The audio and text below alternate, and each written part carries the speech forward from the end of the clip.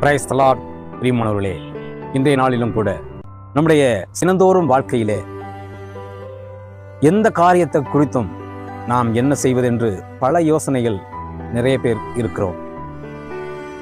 ஒரு வீட்டிலே ஒரு திருமண காரியத்தை குறித்து இருக்கலாம், அல்லது ஒரு பிசினஸ் காரியத்தை குறித்து இருக்கலாம், அல்லது நாம் செய்கிற வழி ஏன் இப்படி இருக்கிறது, சரியான ஒரு வழி நாம் செய்ய முடியவில்லையே என்று குழம்பிக் கொண்டு இருக்கலாம். இப்படிப்பட்டவர்களுக்கு ஆண்டவராகிய இயேசு கிறிஸ்து சொல்லுகிறார், நீதிமொழிகள் 16:3 சொல்லுகிறது, உன் செய்கைகளை கர்த்தருக்கு ஒப்புவி, அப்பொழுது உன் யோசனைகள் உறுதிப்படும் என்று சொல்லப்பட்டிருக்கிறது.